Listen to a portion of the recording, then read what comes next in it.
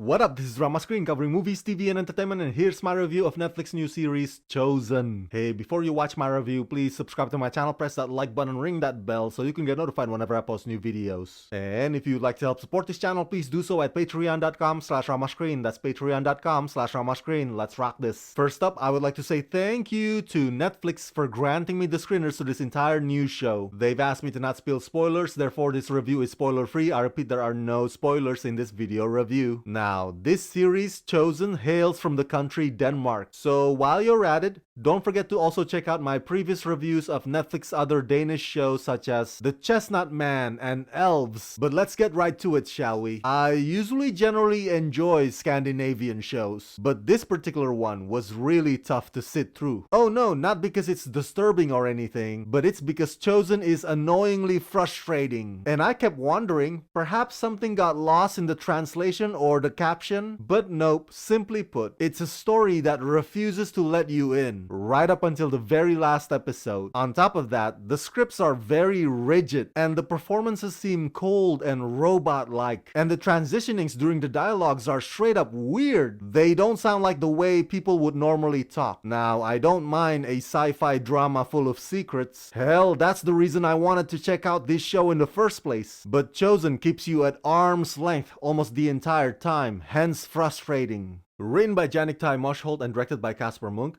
Chosen centers around a young girl named Emma who has always felt different from everyone else in a small Danish town of Middelbo that became world famous when it was said that a meteor entered the atmosphere and crashed there 17 years earlier.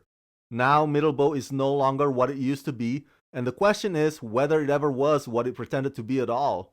When Emma accidentally discovers that the whole story of the meteor is a lie, a dangerous and improbable truth about the sleepy town reveals itself, something that is far more perilous and incredible than she could ever have imagined. Was it a meteor that hit the little town 17 years ago?